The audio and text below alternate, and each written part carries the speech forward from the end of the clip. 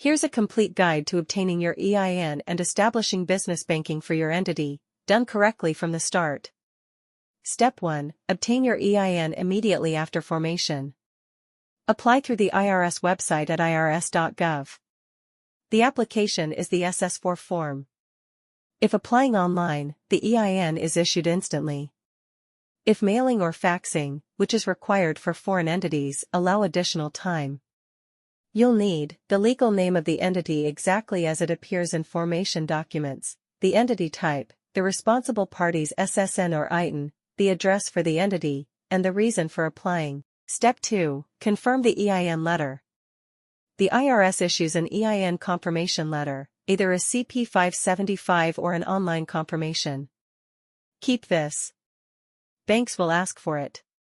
If you lose it, you can call the IRS Business and Specialty Tax Line to request a verification letter, Form 147C.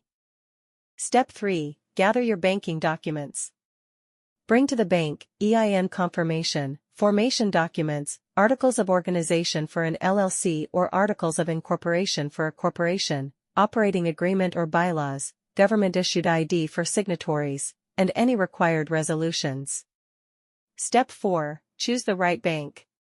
Consider minimum balance requirements, monthly fees, transaction limits, ACH and wire capability, and online banking features.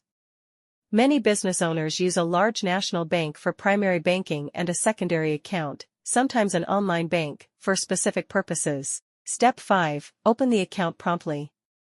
Don't let the entity exist without a bank account. Fund it with an initial capital contribution documented in your records. Step 6. Establish banking discipline. Only entity expenses and income go through the entity account. No personal transactions. Document transfers between entities with appropriate intercompany agreements. Step 7. Monitor and maintain.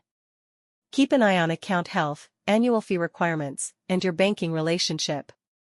Banks occasionally close inactive or low-activity accounts with minimal notice. Subscribe for ongoing guidance on entity management and compliance fundamentals.